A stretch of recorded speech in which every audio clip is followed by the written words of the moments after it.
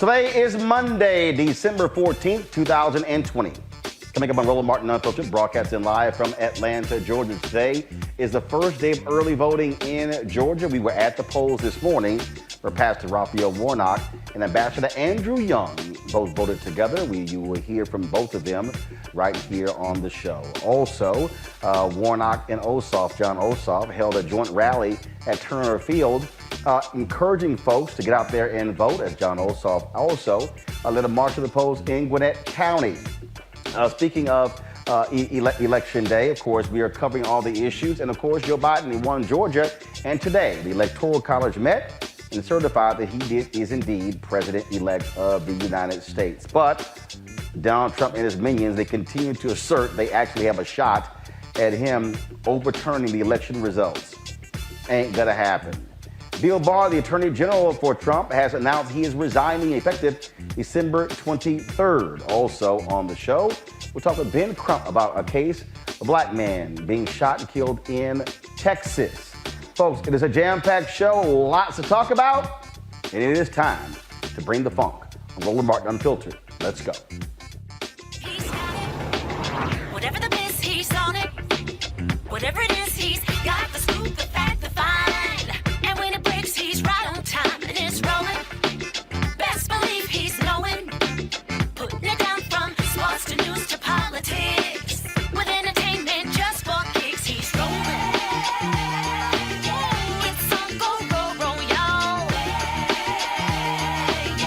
It's Roland Martin, yeah. Rolling with Roland now. He's funk, he's fresh, he's real, the best, you know he's Roland Martin now.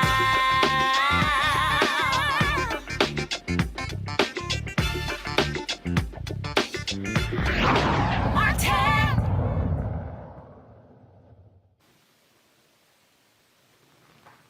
All right, folks, welcome to Roland Martin Unfiltered. We're broadcasting live from Atlanta, Georgia, where today began the first day of early voting. Of course, it will commence for the next 3 weeks all across Georgia. There are 3 races. There's, of course, the 2 U.S. Senate races, and there's a statewide race where an African-American is also running in that particular race. Of course, John Ossoff is running against Republican Senator David Perdue.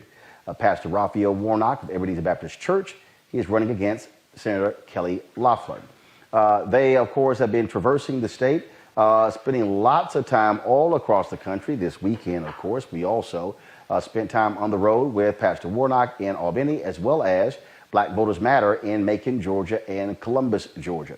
It is all about a ground game. Some $250 million is going to be spent on this campaign, with massive spending on television and radio, but it is now up to the voters. And today was the first day for folks to actually do that. We were out at the polls this morning, of course, talking to folks, where Ambassador Andrew Young was there voting with Pastor Raphael Warnock. We live streamed that particular event taking place. It really was a major deal, to do that. And what I'm going to do is I'm going to go to my iPad, and I'm going to play all of our conversation with Andrew Young. And the reason that's important is because here you have a lieutenant of Dr. King, and you're going to hear him talk about having tears in his eyes when he arrived at the polls and saw the massive line that was that greeted him. Folks in line. It was cold this morning, some 41 degrees, overcast, wind was blowing. It was cold all day. But the voters made it perfectly clear. Yeah, they were going to do whatever necessary to actually wait in line. And so we had a great chance to chat with Ambassador Andrew Young. The media was assembled there as we waited for Pastor Raphael Warnock to show up there for the 2 of them to actually vote together. And so I just wanted to share this with you and listen to the words and wisdom of the great Ambassador Andrew Young, also former mayor of Atlanta, former congressman from Georgia as well. Mr. Young, what's going on today? This is what we used to call a Freedom Day. That these are people who have been marching and singing and, protesting and boycotting And today is the day they get a chance to vote for all of the things that they have been complaining about. And hopefully they're voting, well, they will. They'll vote for whoever they think is going to make things better for them. Now, that means it's going to be a divided election. But hopefully in Atlanta, after the vote is cast and counted, we live up to the will of the people, and we try to do as best we can what is best for all of the people. And I think that's what's happening. Tell me about the candidates. What do you think about the candidates? Well, I'm a Democrat, and I think we have two young, bright, wise young men that could give this country leadership for a long time. And they've got a diversity of background, and yet they've all come up through many dangers, toils, and snares by God's amazing grace. And I think God's amazing grace is going to lead us on. And why is this election so important? And where do you compare it with all the elections that you've been involved in? Well, this is the most important election I think I've ever been involved in since my first voter registration drive was down in Thomasville in 1955-56. And we got through that. And as a result of that election, in fact, that was an election when all of the black people were Republican because there was a Democratic white primary and they didn't want blacks in that. But that was the vote where Eisenhower was elected. And the black Republicans nominated the judges. And all of the judges that decided cases for us in the 1960s and 70s were basically out of that 1956 election where Eisenhower was appointed and appointed the people that were nominated by the black and tan Republican Party. So would you say that out of all your involvements in elections, these are the two most that stand out in your life? No, there's another one, and that was where they elected me. But, you know, the first election I lost in 1970, and one of the reasons I lost it was they must have put 100,000 pamphlets out that said, if Andrew Young is elected, the Black Panthers are going to get your daughter. And they had me in a picture from Mississippi in overalls where I hadn't shaved, and they scared a lot of people into not voting for me. 2 years later, they knew better, and I got elected, and I've been elected everything almost. Well, not everything, because I tried to run for governor, but I was running for governor and running to get the Olympics. I missed the governor, but we got the Olympics. So I got no complaints about what's going on. Matthew, speak about that running statewide, especially having to deal with rural voters. We've already seen polling that a lot of people aren't even aware there's a runoff, and so how critical is it going to be for Ossoff and Warnock to really drive rural turnout, especially among African Americans? Well, actually, Stacey Abrams has been working on getting out the vote and registering voters, and she has personally, she's the only person I know that's personally visited all 159 counties in Georgia, and she carried most of them, but hey, how you doing? But I forgot which lady came. Yeah. She was I'm an old man. Pretty ladies do that. The importance of targeting those rural voters and getting them to turn out. Well, yeah, I think we do a good job with that. And see, there's no place more than 2 hours from Atlanta, almost 2 or 3 hours. We got good expressways. We have not had as much voter suppression in rural Georgia in recent years as we've had in urban and suburban Georgia. But all of that's part of change. One of the things also points out when we talk about Republicans already tried to change the very law that they changed to make it easier for people to vote. Newt Gingrich was even complaining that why the Secretary of State making it harder for Republicans to win. I thought the Secretary of State worked for the people, not the Republican Party. Well, and was elected by the people, not the Republican Party. But I've even had, I remember when I was in Congress with Newt Gingrich, I remember when he was liberal enough to take the lead with Jack Kemp on boycotting South Africa. And everybody got caught under, I think they were fearful of the bully in their midst. And I'm sure they know better. And, and I think we will move on after this. And you cannot lose faith in democracy. Because with all of the troubles we got, it's still the best system of government on earth. And, people are afraid of socialism, but you can't have socialism anymore. It cannot exist with cell phones. Got to ask you, electoral college meets today. Yeah. And that's, Joe Biden will be certified to win again. Just your thoughts on the constant attacks by Trump and his supporters to undermine this election. Well, even the electoral college, this democracy was formed really very well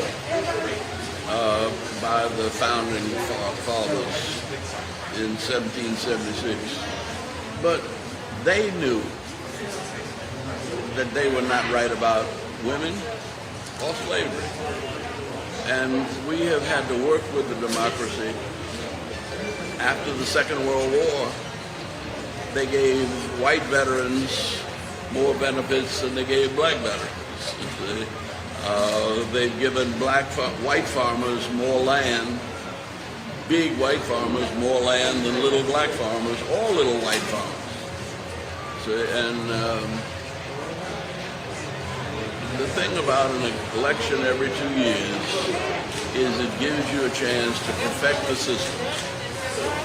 And that's what I think we're doing. And I think people have gotten that message thanks to the candidates who've been out here getting it. And you can't shortchange Stacey Abrams for the systematic work she's done. She's one politician. When she lost, she went to work. And she hadn't stopped working yet. And I hope she won't. I might have missed it, but just how are you feeling right now? Excited? What's going on? Well, I tell you what, I was pleased when I rode up here at 8:30 this morning and saw that line. I went out to try to speak to him and I couldn't because I teared all up. People died for this right. I want to pause that for a second. And so again, just to put this in perspective for the folks who are watching this, there's a reason why we were out there. This has been quite a year of loss not only for African Americans, but especially for Atlanta. Earlier this year, we lost Congressman John Lewis, who passed away at the age of 80 after battling pancreatic cancer. We have lost Reverend Joseph Lowry, one of the civil rights stalwarts. We also lost Reverend Dr. C.T. Vivian. You talk about collective, folks, 270 years of life, of wisdom and experience. And so for Andrew Young, who is approaching 90, still fluid, still lucid, to be there, to greet voters. He's a beloved figure in this city. And it was really, really important, Pastor Warnock. You're going to hear this a little bit later, as he addressed the crowd there, to have Ambassador Young there with him. As I said, this is someone who's a United Nations ambassador, mayor of Atlanta, former congressman as well, someone who's given so much of himself. And it was this history lesson, if you will, this history lesson that he gave us, talking about the importance of voting, talking about, again, what it was, what Dr. King would think about this, but also John Lewis. And so we're going to share more of this with you. Some of you may have missed our live stream this morning. And so we live streamed all of this, even when Pastor Warnock arriving on the scene there. And so we wanted to just, show you some of this here. And so here's more of my conversation with Ambassador Andrew. And many of them I knew. And people got beat up. And people lost their homes, lost their jobs, and democracy doesn't come cheap. You have to give some time, and sometimes you have to risk your life that democracy might live. And John Lewis did that, Dr. King did that, Jimmy Lee Jackson in Marion, Alabama, and Schwerner, Goodwin, and Cheney in Mississippi. And then George Floyd is probably responsible for this boom in Minneapolis.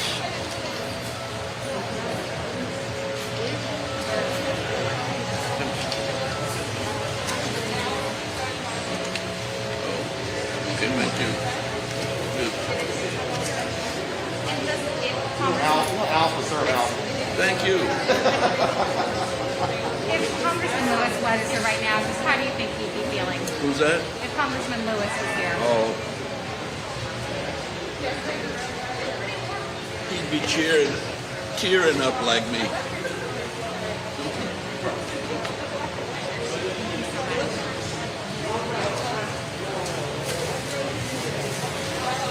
But it would be tears of joy. Tell me that again, I'm sorry. I said he'd be tearing up like me, but they'd be tears of joy.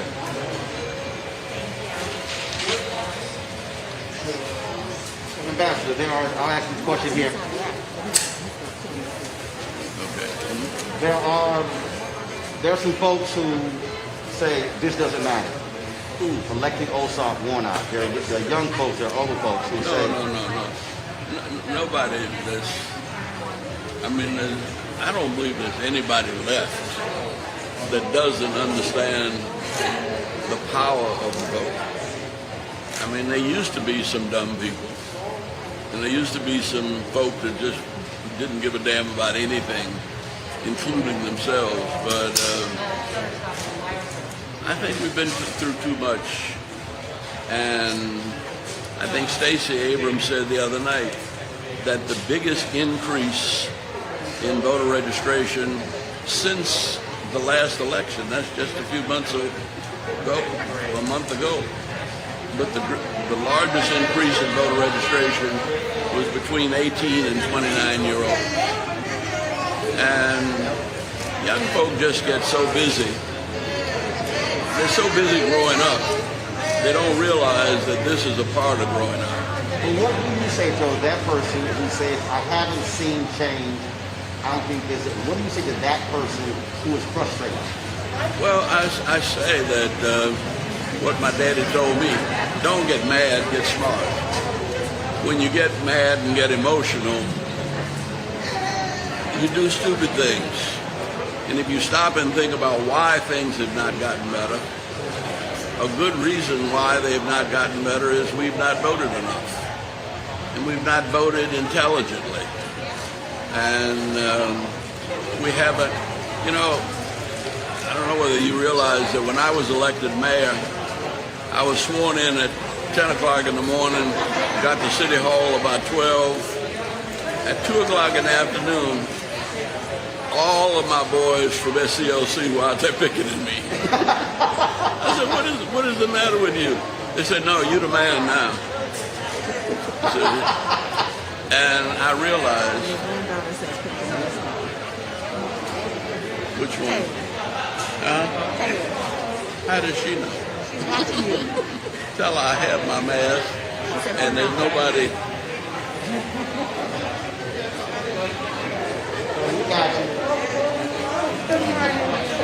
Hi. How you doing? Fine. Okay. You were saying your SCLC guys were picketing you. They were picketing me, and then I realized that this was good because it gave me a constant reminder that I wasn't there for myself. I was there representing them. And I taught them that what you're voting for somebody to be at the table when the money's divided up. And it's all about dividing up the money. And you invest in what you believe in. And if you don't believe in yourself, we had a little fella who started working with me at 14. And he was too young to vote, but he put bumper stickers on cars and got all his gang organized. And then when I got elected, I was in Washington. I got a call one day, and he said, hey, Andy. He didn't say congressman. He'd known me since he was a kid. He said, I need your help. I said, what do you need? He said, I need to get into Morehouse. I said, well, you should have good grades. You're smart enough. He said, well, I'm smart enough, but I don't know about my grades.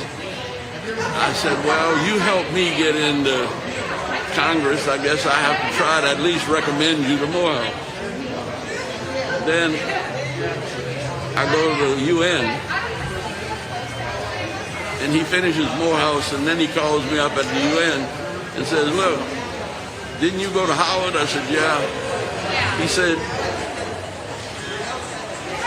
I want to get into Howard's law school. Can you give me a recommendation?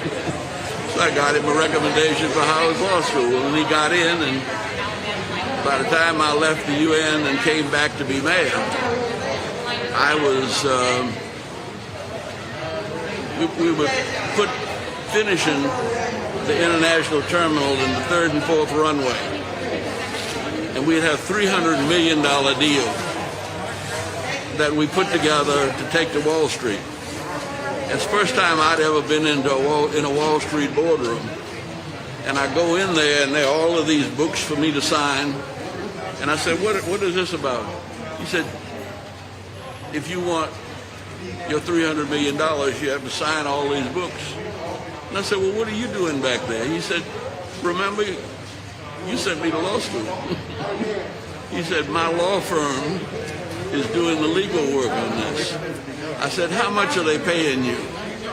He said, well, they're not paying me, but the legal fees on this are about $600,000. I said, you getting $600,000? That's more than I'll make it mayor in 8 years. And he said, you should have gone to law school.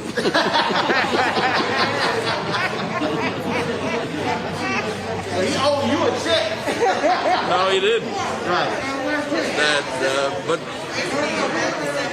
he went from being on the street, putting on bumper stickers, to being in the boardroom, telling me how to get $300 million, and his law firm got $600,000.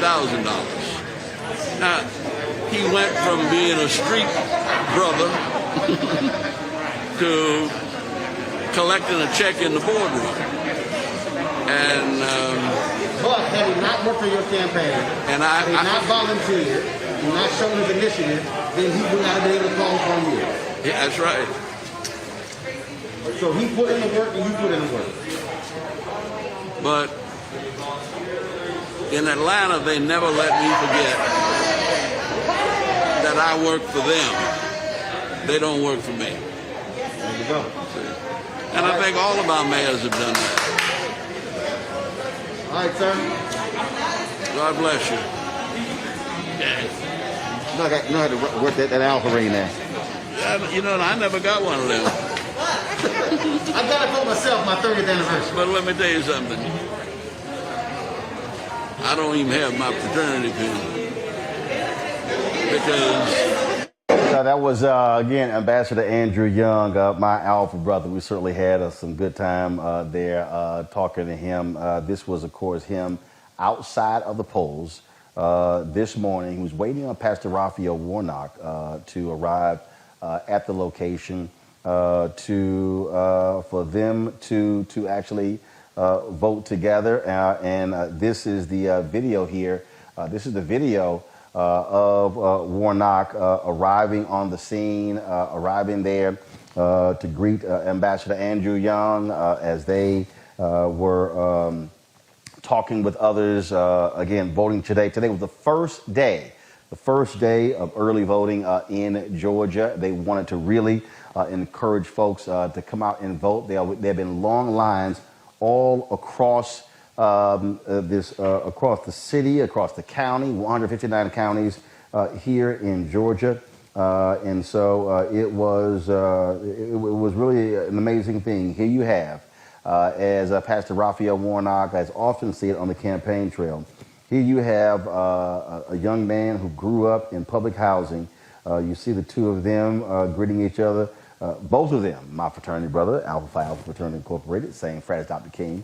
And it was an amazing thing. After Pastor Warnock and Ambassador Andrew Young voted, then Warnock held a news conference where he talked with the media and addressed us. Did not take any questions, but he certainly wanted to speak on what it felt like on this day to vote for himself in this runoff and then do so next to one of his heroes. Here's what Warnock had to say.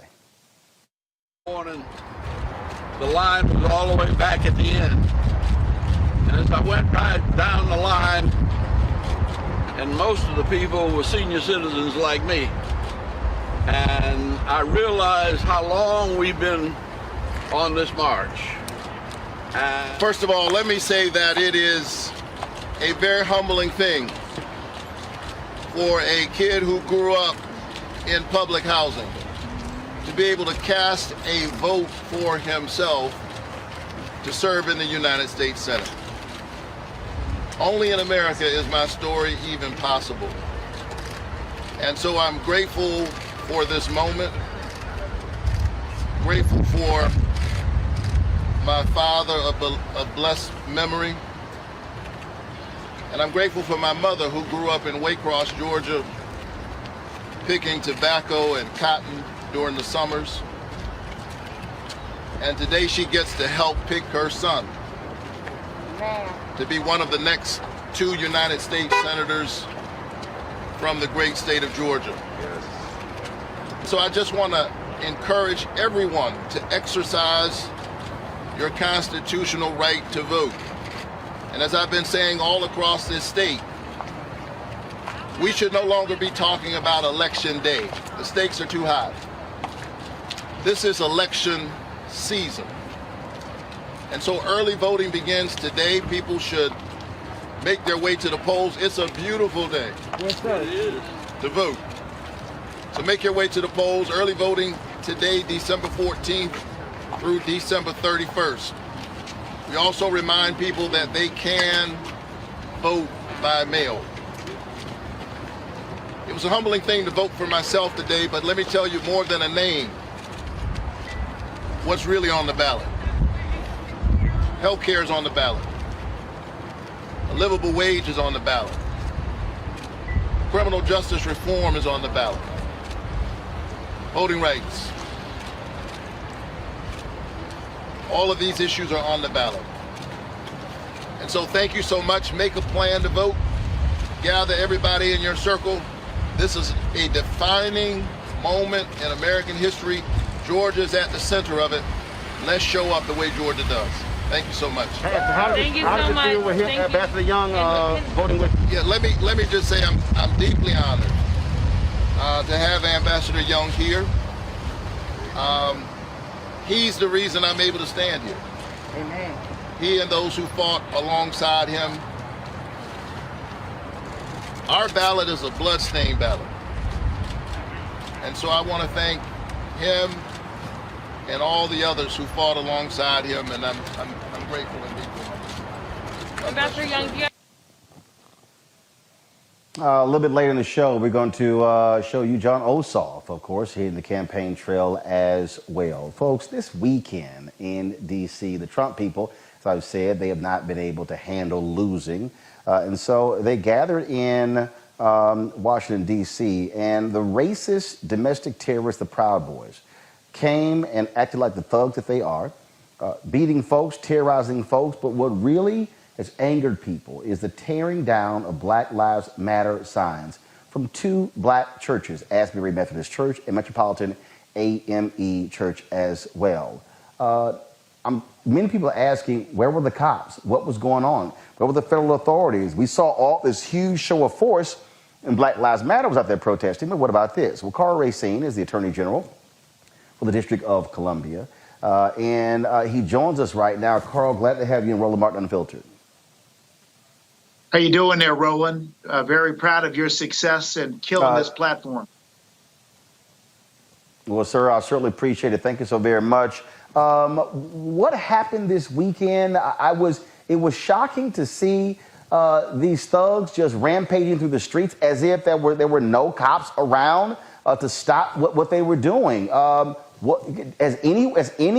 D.C. police or the federal authorities explain what in the world happened this weekend? Well, a lot happened this weekend. I think, first of all, the President of the United States executed on his plan as he indicated during the debate with President-elect Joe Biden. You remember the line, stand back, but stand by. He is now implementing that plan where he's asking the Proud Boys to no longer stand by. And as you correctly noted, they are a hate group, a white supremacist extremist group, who are obviously trying to destabilize the core principles of equality of our country. With regard to what occurred in the District of Columbia, you had a group of honestly hate mongers out to create havoc and distraction. And once they distracted the Metropolitan Police Department enough, they went ahead, as I'm sure they planned, and sought to desecrate African American churches. There is no coincidence that the AME Church over right by 17th and Rhode Island was targeted. That church, of course, is the sister church to Mother Emanuel in Charleston, where just a few years ago, Dylan Roof executed a number of peaceful and loving parishioners. I'm happy to talk about the Metropolitan Police Department if you would allow me to take another minute. Is that okay? Sure. Go ahead. Let me just tell you what I know. And I know this because our lawyers at the Office of Attorney General were following literally radio feeds going in and out from the police department to certain law enforcement officials, including our own. The Metropolitan Police Department were literally deluged minute by minute with all manner of events. And overwhelmingly, and I'm going to speak very honestly because I don't mind being critical of the police when it is appropriate. Overwhelmingly, the Metropolitan Police Department successfully separated folks who were going to literally go after each other. And we saw stabbings and assaults, and the police were tending to those. They were not in position to protect the entirety of the city, and I'm not being defensive here. I know that if the Metropolitan Police Department could have known that those two churches were going to be targeted, I firmly believe they would have had the appropriate level of security there. I don't think there was any intention nor carelessness, recklessness, or grave neglect on the part of the police department. I think they were trying to do, honestly, the best job they could. And the hate mongers should be the story, not the Metropolitan Police Department, who tried the best they could. Are you and others analyzing the video? Are there any plans to charge these Proud Boys, these white domestic terrorists, with any crimes? It's a fair and great question. Let me just say a couple of things about the Office of Attorney General of the District of Columbia. As you know, the District of Columbia is an unusual jurisdiction. We don't have the ability as DC local prosecutor to actually charge the kind of adult offenses that would be pursued against individuals and indeed the institution that is the Proud Boys. The prosecutor for those events are instead the federal prosecutor. And the federal prosecutor is appointed by the President of the United States. I know that the Metropolitan Police Department is investigating this matter. I wish I could be the prosecutor in my office who could bring these cases. Now's the time to put the pressure on the federal prosecutor to do its job, to bring the hate crime cases against those people who violated the rights of the church and otherwise caused havoc in our streets. Well, it certainly was shocking and stunning for a lot of people to see what happened, to see what they did, desecrating those two black churches. Clearly, they were targeted as well, and so we certainly hope that the federal government would do what they're supposed to do. Well, again, what we're dealing with is, of course, Donald Trump and his minions as well. But it was pathetic to see, again, those individuals, bringing their hate down the street. And what really just bugs me to death, white conservative evangelicals have been real quiet. They've said nothing about the attacks on these black churches. They said zero, Roland. You're exactly right. The leader of the Proud Boys visited the White House. Get this right. A hate group leader visited the White House. And then, hours later, went about desecrating black churches. Roland, may I raise an issue with you tonight? Yeah, go ahead. There are reports that Attorney General Bill Barr just resigned. I think it's effective in some days or shortly before Christmas. Yeah, have you heard of that? Yeah, December 23rd. He has resigned, effective December 23rd. I am deeply concerned, Roland, as I sit here tonight, about Bill Barr's resignation. Bill Barr has done Donald Trump's bidding since he came into office as Attorney General. In a way, Bill Barr was like an accomplice, maybe a driver who's involved in wrongdoing.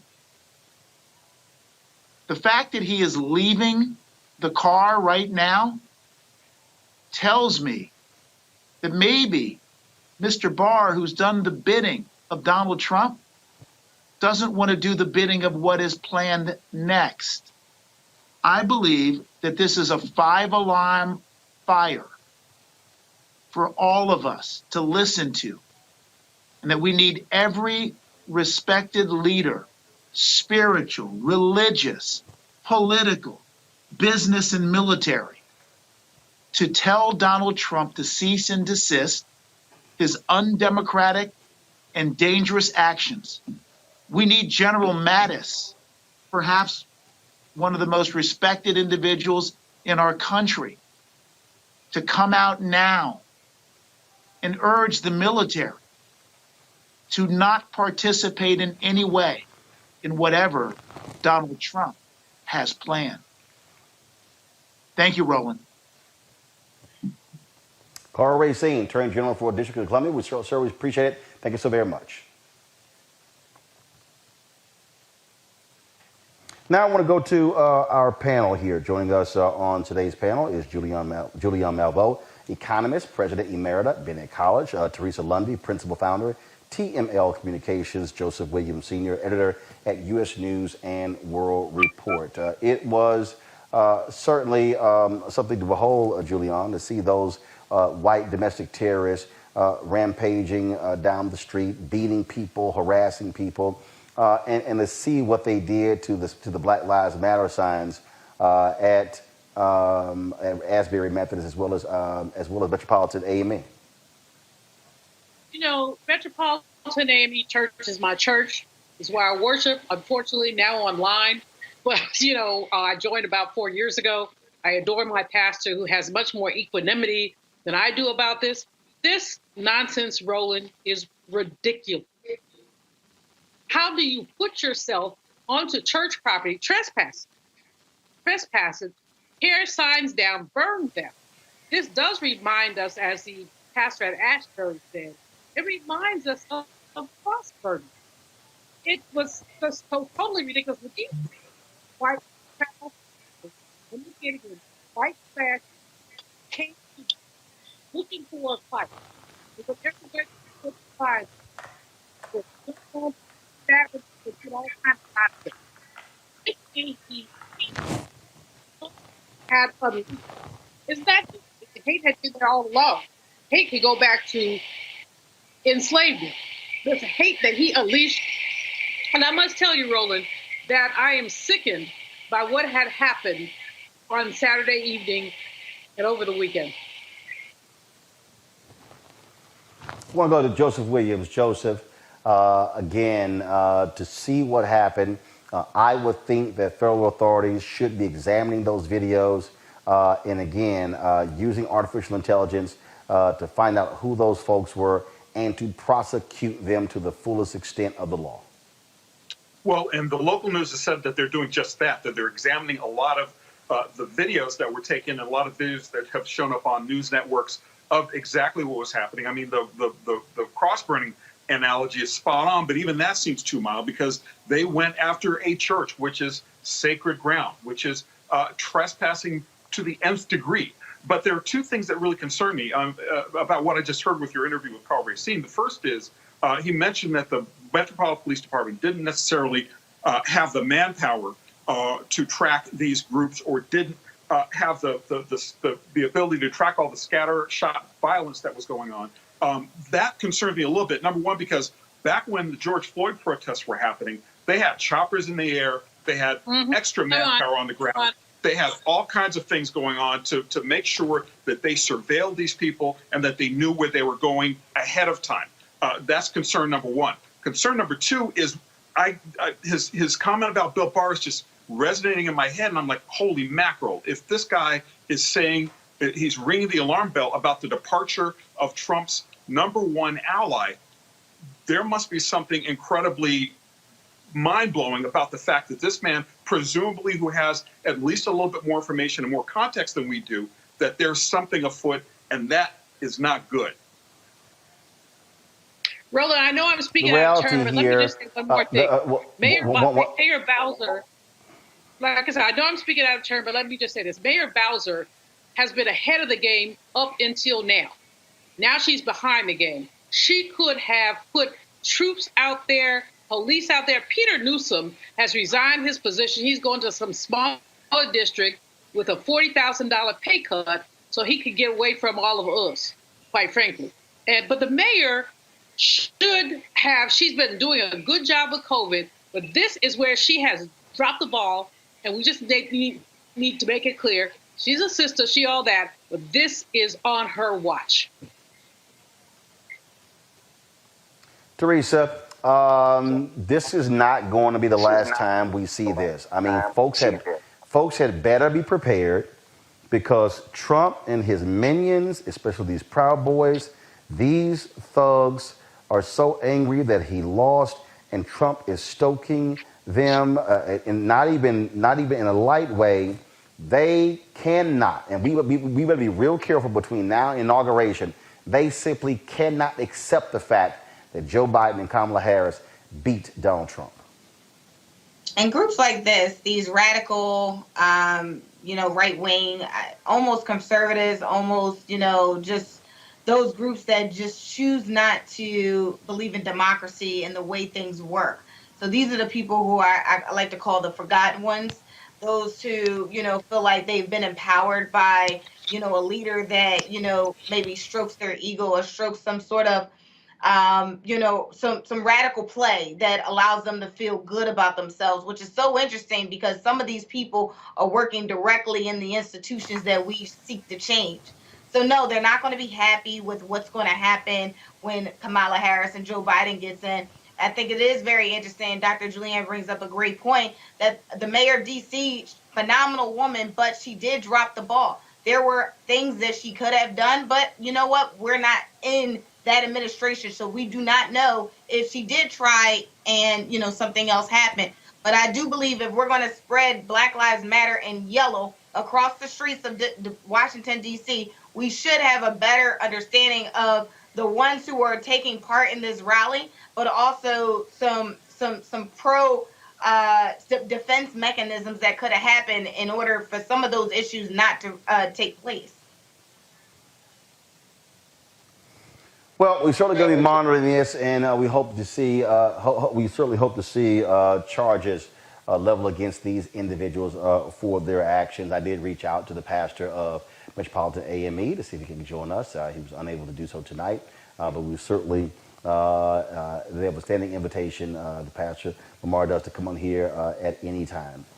Folks, I told you we were out early today, really all over Georgia the last several days. Focusing on the runoff here, and then we're going to show a little video from my iPad. This is some drone footage of John Ossoff.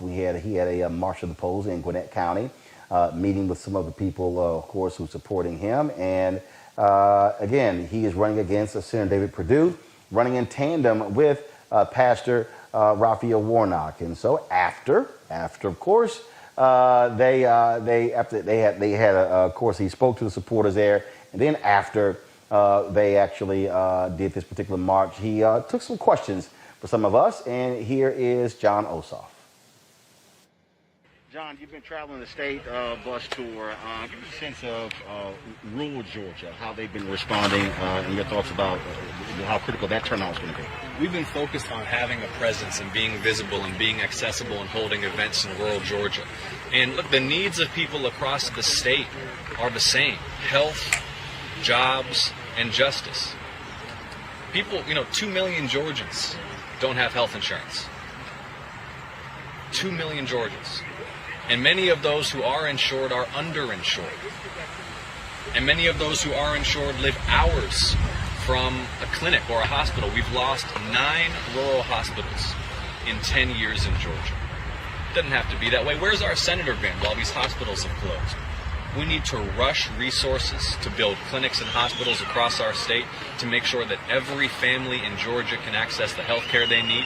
We need to invest in rural infrastructure, rural broadband, upgrading public school facilities, transit and transportation links to connect our farming communities with world markets and create jobs and economic revitalization in rural Georgia. And we need to pass a new Civil Rights Act to secure equal justice for all.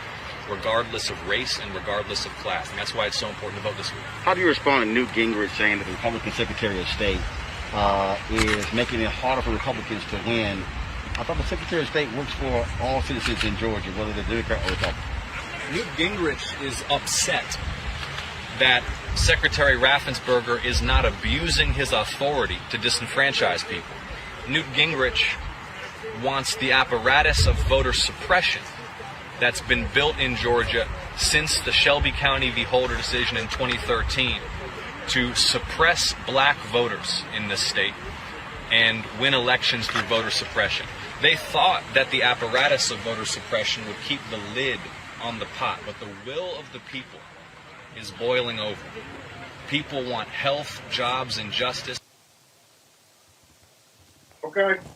Again, folks, runoff, of course, voting began today. A little bit later in the show, we'll show you just a little bit of the video we shot at the rally that took place, the drive-in rally, social distance rally, with John Ossoff and Pastor Raphael Warnock in the parking lot of Turner Field. Tomorrow, President Joe Biden will be here, and we'll be, of course, he'll be here for a rally with Ossoff and Warnock, and we will be live streaming that rally right here on Roland Martin Unfiltered. Folks, let's go to Texas, where there's a shocking story of a young man, Joshua Feast. Shooting took place in Lamarck, Texas. He was shot by law enforcement on December 9th. Now, protesters have taken to the streets to demand the firing of Lamarck police chief Kirk Jackson and officer Jose Santos. According to investigators, Feast was a person of interest in an ongoing investigation of recent shootings in Lamarck.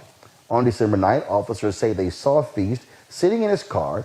He then exited his vehicle and started running across the street. That's when officers opened fire on the 22-year-old. He was taken to a local hospital and died. Joining me right now is Attorney Ben Crump, who's attorney for the Feast family.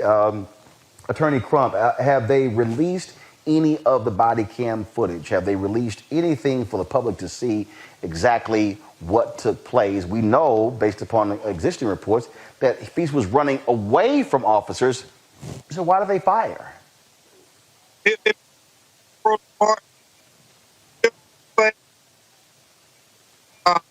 First. One second, Ben Crump. So here's the deal. Your audio is breaking up. We can't hear you at all. So here's what we're going to do. We're going to call you on audio, either FaceTime audio or Skype audio. And so we'll forego the video, but we want to be able to hear exactly what you have to say. So folks, if y'all can go ahead and do that, but it's breaking up badly. We can't understand what Ben is saying. So y'all let me know when we have just Ben's audio. Just Ben's audio. As I said, folks, this case has stirred up a hornet's nest there in Lamarck, Texas. Lamarck sits between Houston and Galveston. And it is a shocking story, but it's a common story. Again, where police shoot an African American running away. Now, officers always talk about firing. The law says if their lives are in danger, but someone running away, your life is not in danger if they're running away. Feast is dead. Feast is dead, and his family, they are demanding answers. They are grieving his particular loss as well, and so they want the city of Lamarck to provide some answers, and even asking, why is the police chief, why is this officer still on the force? Why do they still have their job? This is the kind of thing, Joseph Williams, that we continue to see across this country, and it's officers. Bottom line is, if you're black, shoot first, ask questions. So we have Ben. Actually, before I go to Joseph, let me go back. So we have Ben Crump. Ben, go ahead with your comment. Go ahead.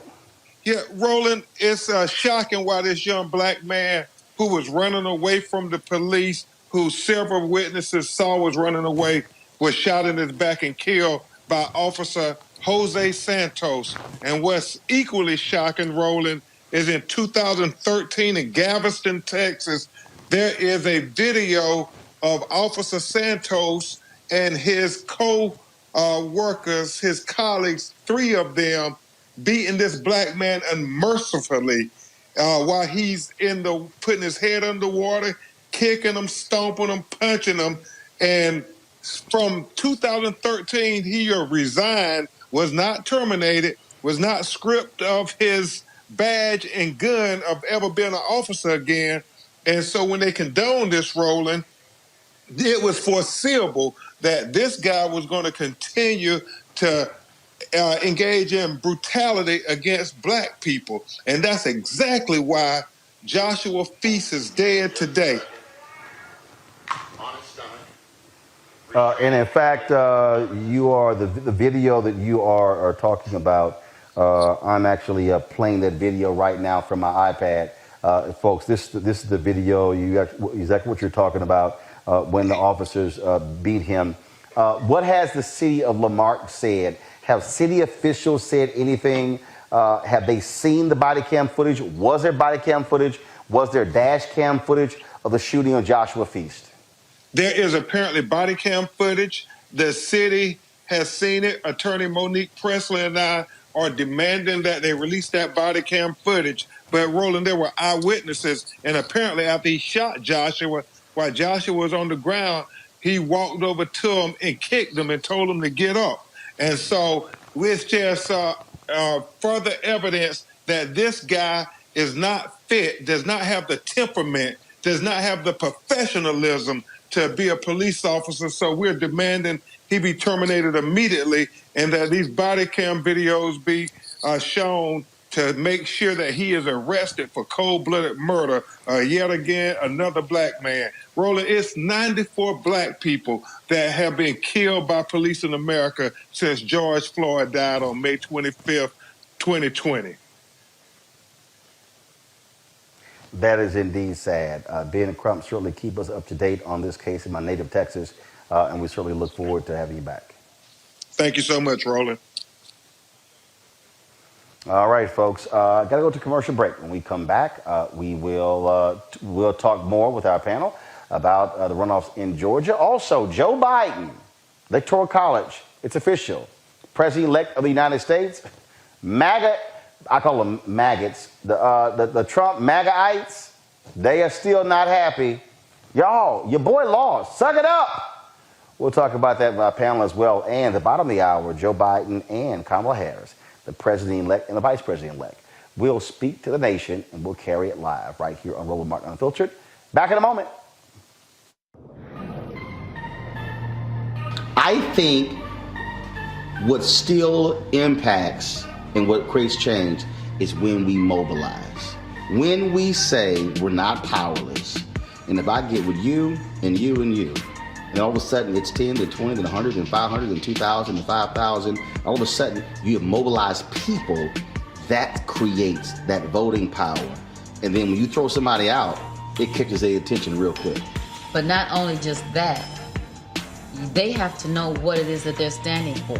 Because if you have friends that talks politics, then of course we're having a decent conversation and I'm being educated at the same time. But if my group of people are not talking about that, then I still don't know. So I can unite with you, and then I'm making sure that you have the voice, but what if you don't have the courage to speak? So you're still getting a group of people together that don't know how to do nothing.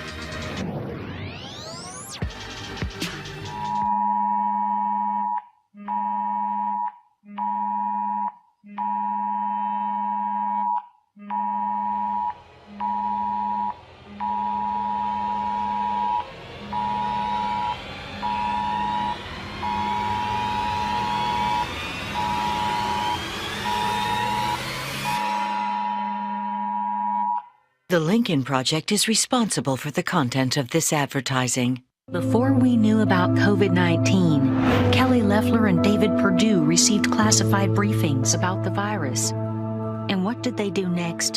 They downplayed the risks, then invested in body bags.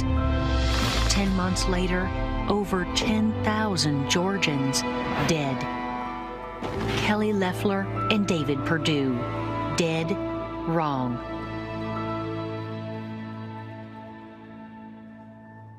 There's an easy way to save lives and keep Americans safe. It's not politics, it's science. So do your part to protect your fellow citizens and help slow the spread. For your family, For your neighbors, for your country. wear a mask.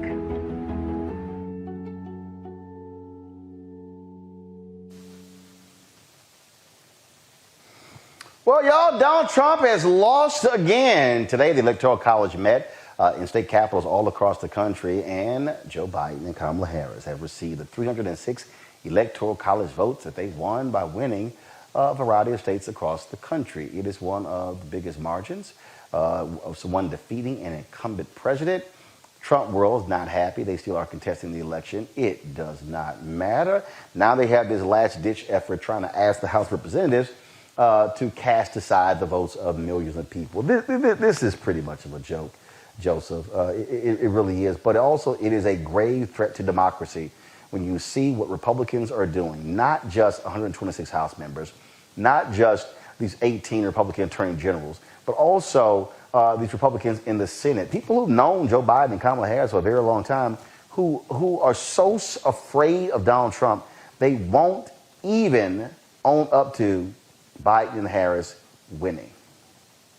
Well, this is the kind of dysfunction that happens in third world countries, people that don't have an established system of democracy. The problem here, however, is the fact that Republicans love power and they're craving it, and the only person who they think has it or has access to it is Donald Trump. Now, I wonder what's going to happen when he finally leaves office and whether or not this kind of thing goes away. I kind of tend to think it's not going to go away. And where does that leave us? It leaves us in basically a party, or rather a country, with one functional party and another party that's looking to undermine democracy. So it's clear, it's been clear since 3 weeks after the election that Joe Biden was the winner and that Donald Trump had no clear path to declaring victory, but he figured that he was going to try to make mischief anyway, and it's going to pay off. And to me, there's kind of a through line here between what we saw in D.C. this weekend with the Proud Boys, what we see in Texas, and the fact that the Republican Party has remained silent on all of it. So I don't think that it's any mystery why these people showed up in Washington, why more people may show up in Washington to contest an election that's been over for almost a month and a half now. Teresa, you even have these idiots like Alan West, who now is chair of the Texas Republican Party, saying that people like Texas should secede from the United States. First of all, the red states, y'all, you can't succeed because you're broke. Most of the red states gets more money from the federal government than they actually generate themselves. So y'all can't afford it. So shut up. At all. I mean, it's a disgrace on so many levels. I mean, democracy is hanging in the balance here because we are seeing, Republicans really try to find themselves in a president that literally has only himself in mind, right? And so it's literally like they're like placing all their bets onto Donald Trump. And when he leaves, they know for sure that their seats are going to be at the balance of the people. And that means all of their, back and forth, all of their non-agreeing, all their, denying a presidency, defying the Constitution of which they say they live by is all going to go by the wayside. And so it's a very important time. Right now is a very important time in history. It's another reason why I'm wearing this American flag, because history is taking place with these runoff races, but it's also showing us where our country needs to go and the type of leadership that needs to be put in to place so we stop electing these traditional politicians that do not have the people in mind, but they have self that is at the forefront of this discussion. But the thing here, Julian, that why this is not a laughing matter. The Wisconsin Supreme Court today ruled against the Trump lawsuit regarding the election. It was a 4-3 vote. It wasn't 7-0. 3 Republicans, Wisconsin State Supreme Court justices, agreed with the Trump people.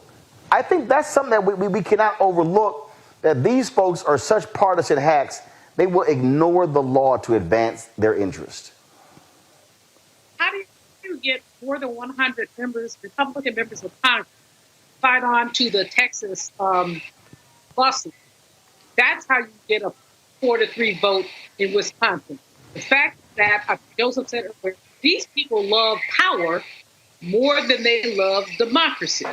The blessing at the moment is that the Supreme Court, even with its 3 Trump appointees, has not yet been swayed by this nonsense. But the fact is that these folks will do anything to say, "Why not? They'll- they're- they can't." Julian, sorry, Julian, your video is breaking up real bad. We're gonna try to get that fixed. The thing here, and again in a moment, President-elect Joe Biden, Vice President-elect Kamala Harris, they're going to address the nation at the bottom of the hour. We'll carry it live. But what these people, Joseph, want to do, what they're trying to do, is very dangerous. Because the reality is they hold power. They are in control of state legislatures. These attorneys generals, what they did, flout the law. And in fact, the Trump folks, they have been able to go to court numerous times, have not been able to present any credible evidence of voter fraud. It's what they assert outside of the courtroom. But they know you go in that courtroom and you lie, you can lose your law license, and none of Trump's lawyers will do that. Well, and that's the problem, I think. Somebody needs to pay a penalty for this, for bringing a frivolous lawsuit that could threaten and undermine democracy. But there's also another important point here. I mean, you talked about the Wisconsin judiciary saying that they were not going to accept Trump's lawsuit, that they turned it down. It was not unanimous, right? And that, to me, reminds me of the fact that they've been salting these judges in the federal bench all 4 years of Donald Trump's term. Now, it didn't necessarily pay off in the Supreme Court this time around, but certainly the feeder courts that lead judges to get to the Supreme Court are all filled with Trump appointees, and some of them are not qualified to hold the office. It's not just me saying it, it's the American Bar Association, and it's repeated that they have had people who have ascended to the federal bench who are not qualified to do so. They do that for a reason. They're looking for hacks, and those hacks are established. And not only are they established, but they will have some influence for some time to come. Now, that's what worries me about the whole Wisconsin thing, is that, yeah, we had, it was a 4-3 vote. 3 people got defeated by 4, but what happens when it comes the other way around? And what happens when some of those people who aren't qualified to hold a judicial office, what happens when they do get some of these courts? And also further to that, what happens with the Republican leadership that just says nothing about all of this, that is willing to say, okay, let's let him have this temper tantrum, even though that temper tantrum gradually chips away again and again at the foundation of democracy. And the last thing I'll say about that is that you have these people who are threatening to succeed, fine. The South did it 150, 160 years ago, didn't work out so well in the long run. These people, they have no principles. They have no courage. They have no integrity. I don't want to hear that law and order crap, Teresa. I don't want to hear it.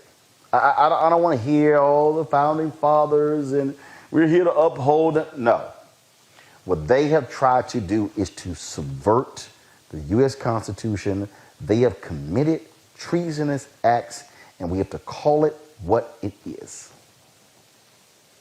And that's why I believe the only power that Trump really has is the power of the pardon.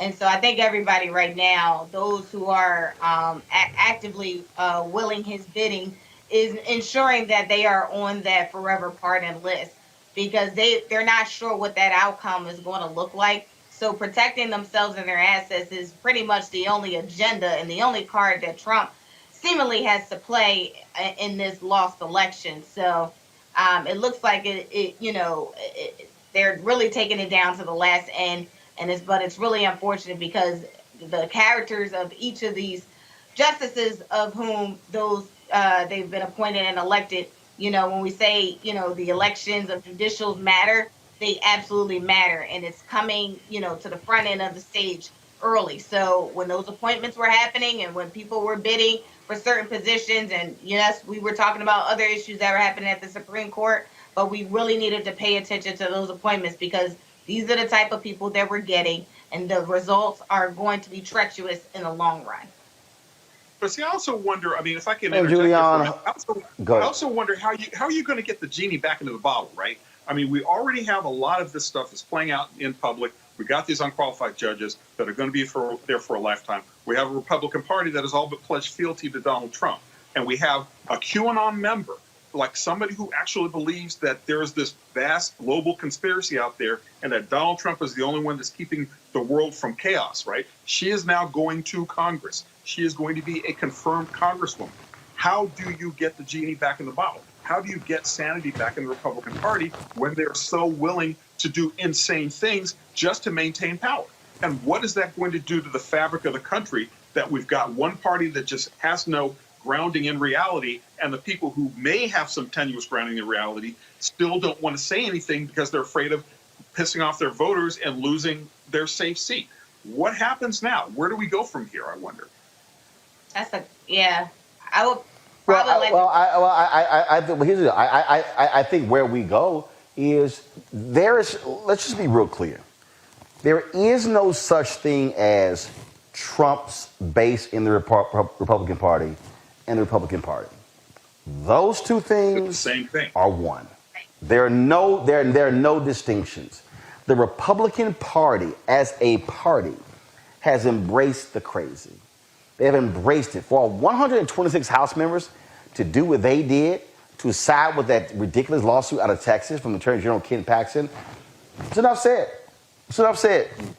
This is the Republican Party. They are who we thought they were. Well, and I remember the day after Trump got elected. I'm sorry. Go ahead. Go ahead, Teresa. One second. Teresa, then Joseph. Yeah, so I mean, part of it is yes. When Trump was elected, it was so cavalier. It was, very nonchalant. He was surprised when he won, but again, harnessing on the emotions of those of the forgotten, right? And I think we bring it back to the Democratic Party and the DNC more than often, and in so many ways and so many times, where we're telling them that these voices need to be at the table as well, because you wonder why you're missing votes, you're missing support, and then wonder why you have to spend more money to galvanize support of what you should have had in the beginning, because that education of the process needed to be instituted early on and year round with candidates that, are like Warnock or John Ossoff or Stacey Abrams. Not later in the game when there's an issue and there's a crisis that needs to be handled, but somewhere in the middle of that rebuilding structure where leadership is actually taking place. So, Joseph asks where we go from here. And I think as we go back at the top, when it comes to restructuring what those measures of applicants and the constant communication, not just election season, but what does that look like across every front? Well, and that's Julian, the thing. these folks are not going anywhere. I'm sorry, Joseph, go ahead. Joseph, go ahead, then go Julian. Joseph, go ahead. Well, you're absolutely right. They're not going anywhere, and that is the concern. What happens now? What does the Democratic Party do now? It's clearly not an argument about economic anxiety. That's out the window. We have hundreds of people in downtown Washington beating people up, tearing down Black Lives Matter posters. We've got them marching to the beat of the president. What happens? How can you controvert that? How does that remain in a viable democracy? Julian, they're not going anywhere, and I have been telling people since 2009. I said I've signed a book deal with Ben Bella, an independent company out of Dallas, to publish this book. It will publish in first quarter 2022. It's called White Fear. I said we're living in the age of white minority resistance. That was 11 years ago. And all we've seen in the last 11 years are these white folks losing their mind. And I'm telling you, they cannot handle losing. They cannot handle not being in the majority. They cannot handle having to share power. And so those of us who believe in freedom and equality had better gird ourselves for a battle, not over the next year, 2 years, 3 years, 4 years. No. Right. We're about to see the next 30, 40, 50 years. Yes. It's a multi-decade struggle, Roland. Just as the post-Reconstruction era was a multi-decade struggle, just like the Civil Rights era is a multi-decade struggle, these white folks are angry. They're seeing their power shift beneath their feet every minute. You've seen people, white people write about it, white rage. We've seen, black people write about it. But the reality is that the numbers, you can't lie with numbers. By 2050, our nation will be majority minority. Period. Get over it, y'all. That's what's going to be. You have people who say they have diversity fatigue. Well, you know what? You can have diversity fatigue just like you have sunrise fatigue. You see sun go up, sun come down, sun go up, sun come down. You tired of it? Oh, well, take a rest because it's going to keep happening. And that's what's happening now. We're seeing it in any number of ways, and we see it with the resistance. Just last week, there was a motion on the Senate floor to create a national museum on the history of the Latino.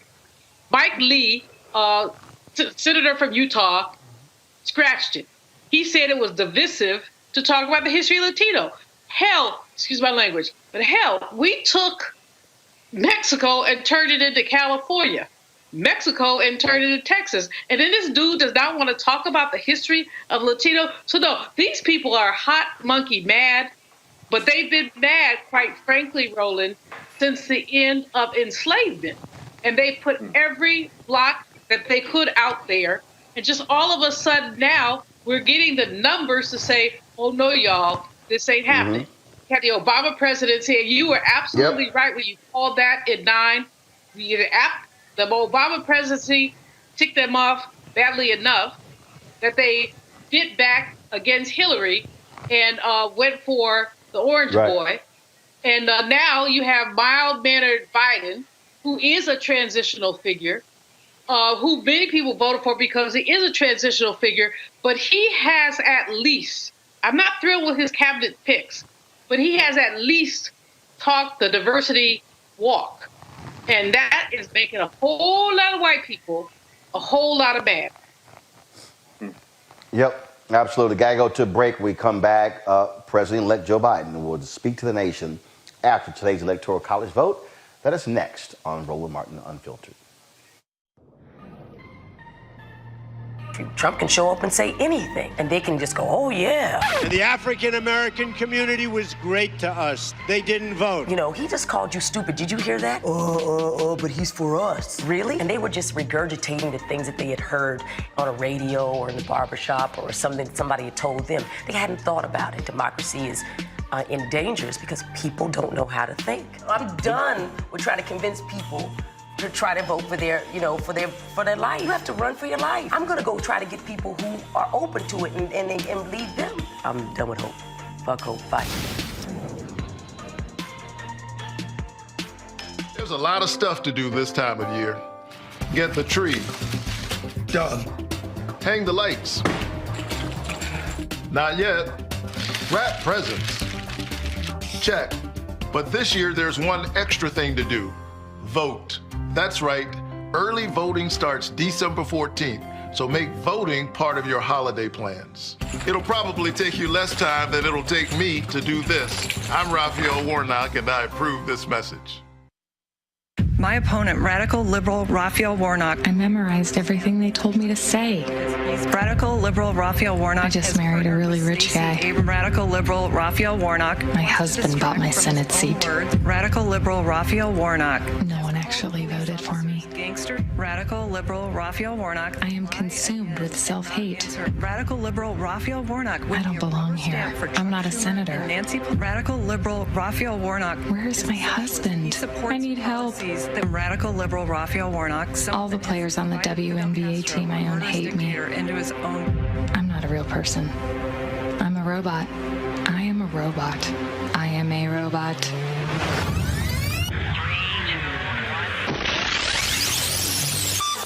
Sure do need to vote now. Touch your neighbor, say, neighbor, your vote is your voice.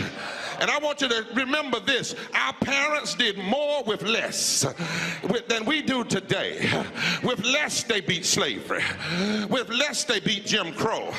With less, they beat lynching. With less, they beat the KKK. With less, they won women's suffrage.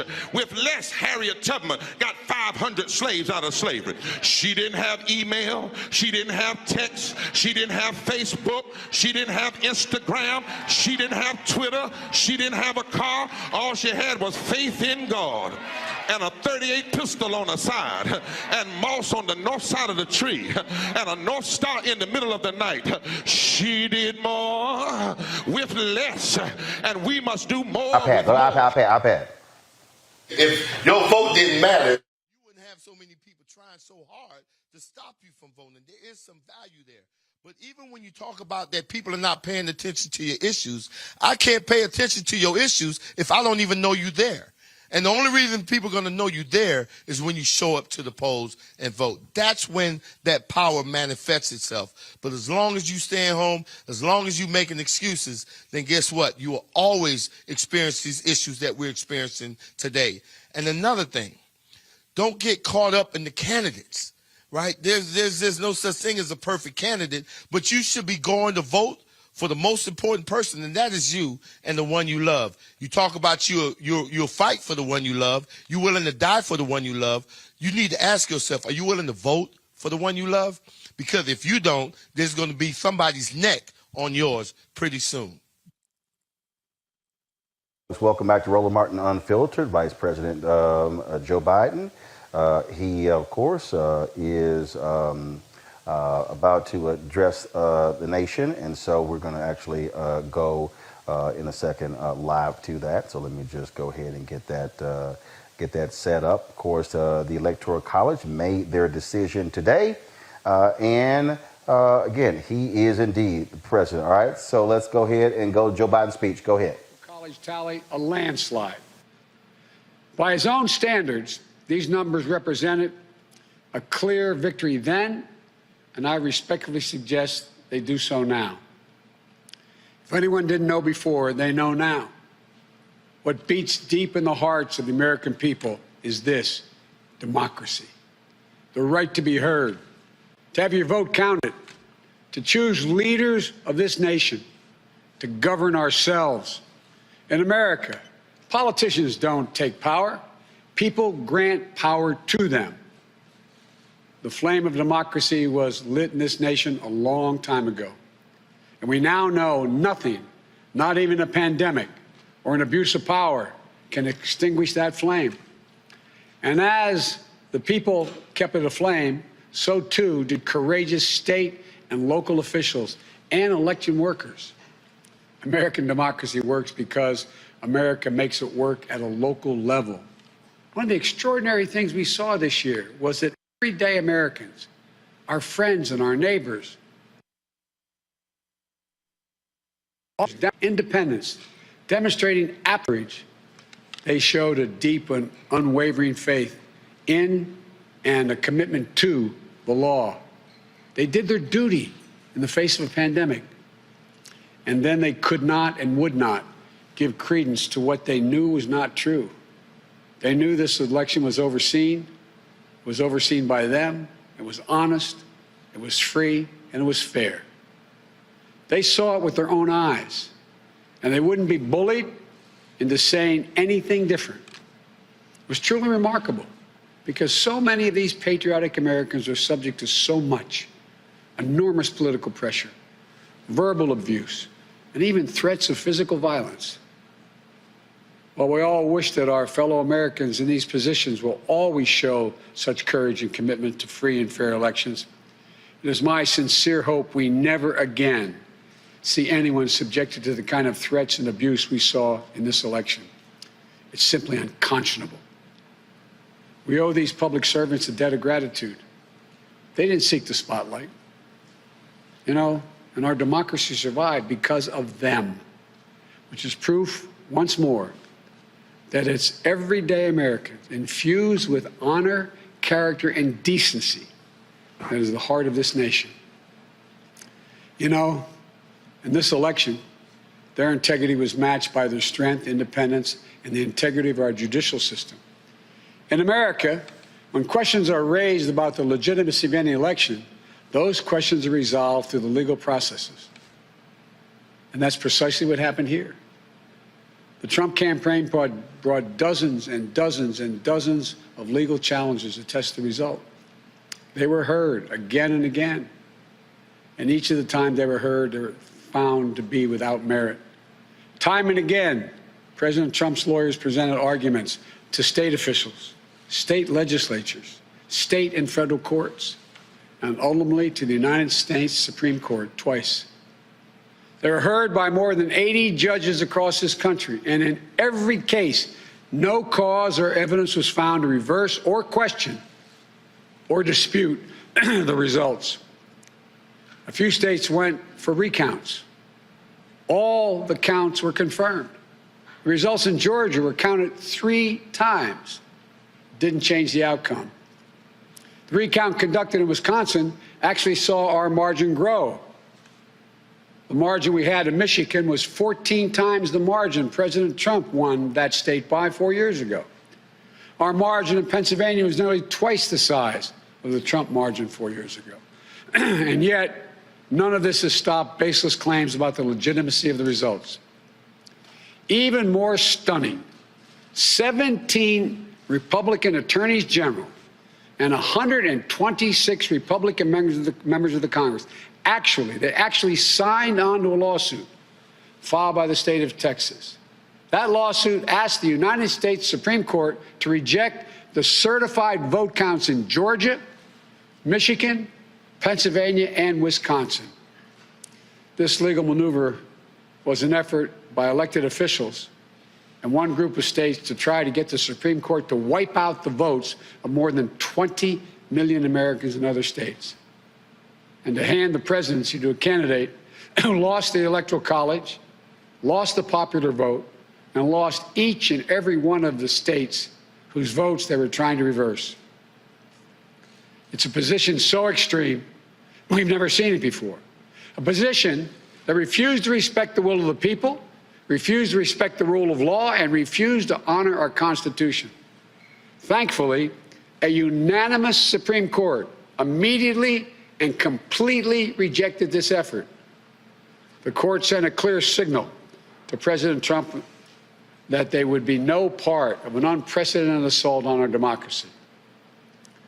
Every single avenue was made available to President Trump to contest the results. He took full advantage of each and every one of those avenues. President Trump was denied no course of action he wanted to take. He took his case to Republican governors and Republican Secretary of State, as he criticized many of them, to Republican state legislatures, to Republican-appointed judges at every level. And in a case decided after the Supreme Court's latest rejection, a judge appointed by President Trump wrote, quote, "This court has allowed the plaintiff the chance to make his case, and he has lost on the merits," end of quote. Lost on the merits. Even President Trump's own cybersecurity chief, overseeing our elections, said it was the most secure election in American history, and summarily was let go. Let me say it again. His own cybersecurity chief, overseeing this election, said it was the most secure in American history. You know, respecting the will of the people is at the heart of our democracy, even when we find those results hard to accept. But that's the obligation of those who've taken on a sworn duty to uphold the Constitution. 4 years ago, when I was a sitting vice president of the United States, it was my responsibility to announce the tally of the Electoral College votes in the joint session of Congress that voted to elect Donald Trump. I did my job. And I'm pleased, but not surprised, by the number of my former Republican colleagues in the Senate who have acknowledged already the results of the Electoral College. I thank them, and I'm convinced we can work together for the good of the nation on many subjects. That's the duty owed to the people, to our Constitution, to our history. You know, in this battle for the soul of America, democracy prevailed. We, the people, voted Faith in our institutions held. The integrity of our elections remains intact. And now it's time to turn the page, as we've done throughout our history, to unite, to heal. As I said in this campaign, I will be president for all Americans. I'll work just as hard for those of you who didn't vote for me as I will for those who did. There's urgent work in front of us, getting this pandemic under control and getting the nation vaccinated against this virus, delivering immediate economic help so badly needed by so many Americans who are hurting today, and then building our economy back better than it ever was. In doing so, we need to work together to give each other a chance to lower the temperature. And most of all, we need to stand in solidarity as fellow Americans, to see each other, our pains, our struggles, our hopes, and our dreams. We're a great nation. We're good people. We may come from different places, hold different beliefs, but we share in common a love for this country, a belief in its limitless possibilities. For we, the United States of America, has always set the example for the world for a peaceful transition of power. We'll do so again. I know the task before us won't be easy. It's tempered by the pain so many of us are feeling. Today, our nation passed a grim milestone, 300,000 deaths due to this COVID virus. My heart goes out to each of you in this dark winter of the pandemic, about to spend the holidays and the new year with a black hole in your hearts, without the ones you loved at your side. My heart goes out to all of you who have fallen in hard times through no fault of your own, unable to sleep at night, staring at the ceiling, and weighed down by the worry of what tomorrow will bring for you, and equally important for your family. But we've faced difficult times before in our history. I know we'll get through this one, but together. That's how we get through it, together. So as we start the hard work to be done, may this moment give us the strength to rebuild this house of ours upon a rock that can never be washed away. As in the prayer of St. Francis, for where there is discord, union, where there is doubt, faith, where there is darkness, light. This is who we are as a nation.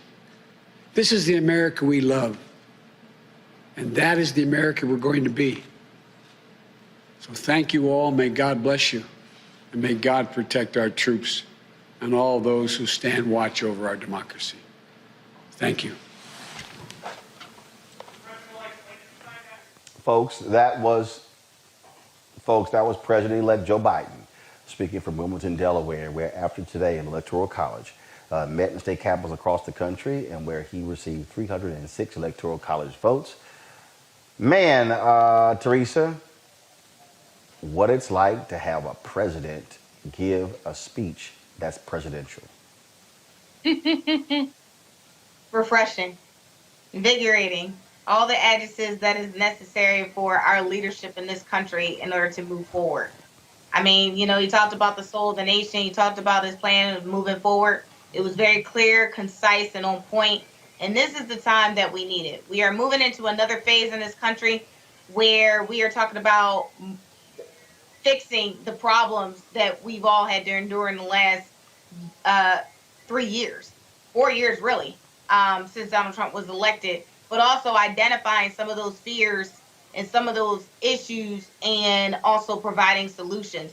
And that's where I think Joe Biden and Kamala Harris comes into play, where leadership, if we didn't notice it before, this is the time we're really going to notice it. So it was just very refreshing just to see a president that is willing and able to articulate what it is he's going to do and how he's going to scale back the unnecessariness of the Trump administration. Julian, you heard President-elect Joe Biden talk about surpassing 300,000 COVID-19 deaths in the United States. Also, the Pfizer vaccine rolled out from various places on yesterday. We've seen folks being administered the this particular vaccine. I mean, it shows you again just the stark difference in listening to Trump and his minions and listening to professional, qualified, smart, dignified, sobering voices. And I think come January 20th, you're going to see a completely different governmental reaction than the absolute shit show we've seen since January in this country. You know, Joe Biden comes to the table calm, moderate. There are no antics in his toolbox. We have had 4 years worth of antics. We've had tantrums, we've had name calling, we've had nonsense. Now we have a grown, mature man who comes to us, and it's a shame that you have to say that the president is grown and mature, because the president should always be grown and mature. But we haven't had that. We've got someone who comes, he speaks calmly, he talks about pulling people together, he talks about what needs to happen. He's aware of the coronavirus in a way that the previous one was not. But it's not just the coronavirus. He's aware about the hundreds of thousands of people who are not eating, who may be evicted, and his tone and tenor are empathetic to that. So this is, as Teresa, this is so refreshing to see. It's just so refreshing to see. And at the same time, this man is going to need support. Within the Democratic Party, there are a lot of differences. Young people have not seen anyone like them on the cabinet. Where's Buttigieg? Progressive people have not seen anyone like them on the cabinet. And Biden not only has to be grown, mature, calm, and moderate, but he has to also bring all these wings of the party together. Well, it is, look, expect more antics. Expect the crazy, deranged Trump folks to do some stupid stuff. You heard what Carl Racine, the AG for the District of Columbia, you heard what he actually had to say. And I think that's what we can expect. I think, look, he's a loser. He's a sore loser. He can't accept the fact that he actually got beat, that he lost the popular vote twice. Now he can't accept this electoral college defeat. And so Donald Trump is exactly who we thought he was, who is shown us to be. If you elect a clown, Roland, if you elect a clown, expect a circus. If you elect a clown, expect a circus, well, and that's what we're seeing. But actually, I think this goes even further. I think that we certainly elected a clown, but no one thought the entire Republican Party apparatus would be a part of the clown show. Right. Yep. And that, you Teresa, know, that the most disappointing part is because all the conservative values, all the American democracy, all the, you know, Christ first, it's like it almost went out the window when Donald Trump came in, and it just changed people's ideology or brought out the best in them. So again, this has been a wake-up call for everybody. Yeah, this is the best in the Republican Party. This is the best in those Republicans. What do you think was the worst of them, Teresa? Not the best, but the worst. You think this is the best of them? So here's why. So here, let me be very clear. This is the best of the Republicans that the people needed to see, because I think far too long people have always been shaded and coded by this perception of the value system they were giving, and so people ultimately thought that was what they were getting out of their elected officials. But essentially, Donald Trump changed that in the last 4 years and showed who they actually were. This was their actual best. This is what they were at home talking at the kitchen table about, right? How to change the system into their best interest. And I think people actually seen that. But for those who didn't fall into the trap, right, we got John Kasich, Republican governor out of Ohio. And we have so many others that just said, no, that's not really who I am, and that's not what I signed up for. So for those small portions of elected officials who are Republican that said, no, I'm not going into this type of culture. We have seen the results. Well, there aren't, you say there's so many. There are not so many. You can count them on your hands. If 130 Republicans would sign on to that Texas garbage legislation, then this really does speak to the bankrupt, broken, sick party that would rather throw democracy down the drain than to deal with reality. Well, I say so much because some of them have actually shifted their position. Not on this piece of legislation. Teresa, go ahead. Yeah, so not on this direct piece of legislation. I'm talking about over time. I think some of them had started out with Trump, and then some of them just once he was a little too off the rails, they decided to just scale back and really reevaluate their principles. So those are the Republicans I'm talking about. What principles? They have no principles, Teresa. They have no principles. How do 130 members of Congress sign on to a piece of a lawsuit that a Texas under indictment, I can't use my language, under indictment individual brings to stop the election, and these people who know better sign on to it? Don't say principles in the same sentence as those people.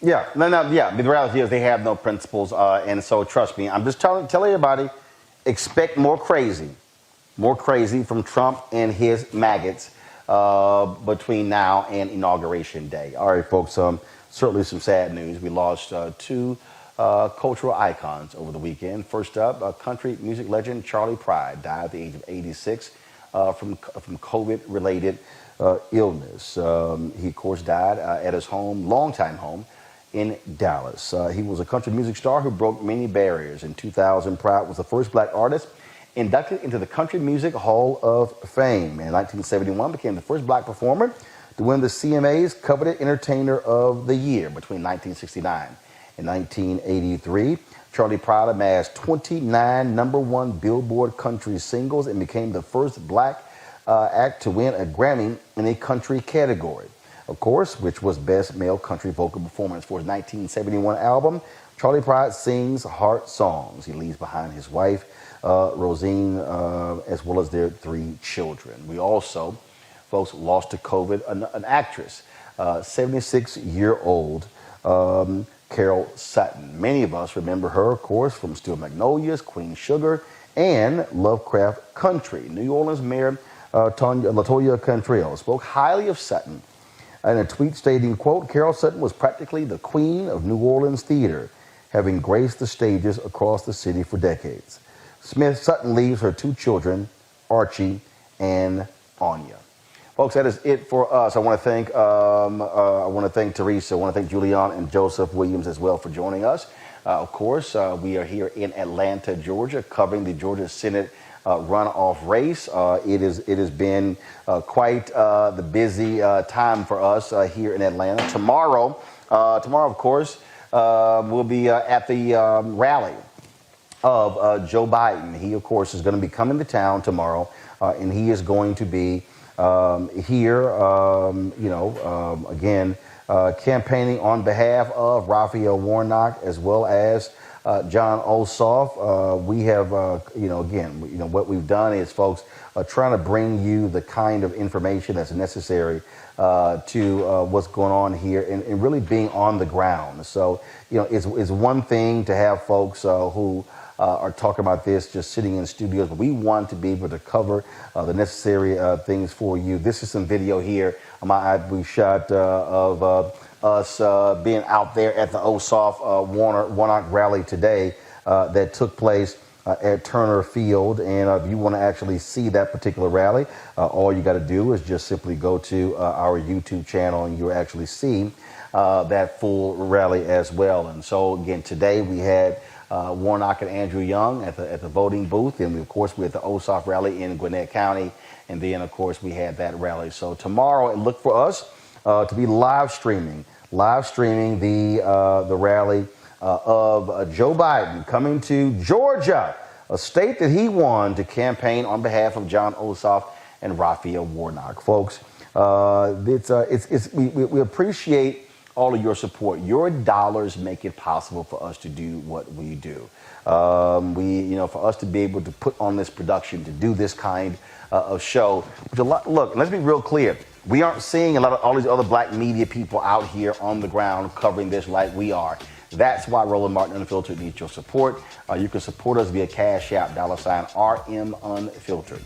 Of course, paypal.me/R Martin Unfiltered, Venmo.com/RM Unfiltered. You also, of course, you can support us via Zelle, Roland at RolandSMartin.com. You can also send us a money order to New Vision Media, Inc., 1625 K Street Northwest, Suite 400, Washington, D.C., 2006. We are close to our goal of having 20,000 of you become members of our Bring the Funk fan club. Our goal is to have 20,000 of our supporters contribute a minimum of $50 each, of course, which comes out to be $1 million. That's $4.19 a month, 13 cents a day. And again, there's some people, you can't afford that people have given less. We appreciate that. 25, 10, 5, as little as $1. And then, of course, we've had people give a lot more than that. And we thank all of you who have given above and beyond that $50. Some of you have given $500, $1,000, $2,000, $5,000, $10,000, $15,000, one person $30,000 because they believe in the mission of Roland Martin Unfiltered. And that is for us to be able to have a news source that speaks to our issues, our concerns, and being completely unapologetic. And that's why it is called Roland Martin Unfiltered. So please support what we do. None of this stuff is free, but I'm telling you right now, it makes a huge difference for us to be able to tell our story where we control the narrative and we're getting the unvarnished truth when it comes to these issues. And so, again, please support us. Again, if you're on YouTube, you can give right there on YouTube. You can also give on Facebook as well. And so a lot of y'all been watching for free. Look, I totally understand. There are some people, a lot of people are having very difficult times, but if you can support us, we certainly appreciate it if you would. All right, folks, that is it for me. We're going to get some rest. Long day today, long day tomorrow as we continue our coverage around the clock of the Georgia Senate runoff. I'm Roland Martin signing off from Atlanta. I'll see you tomorrow. How?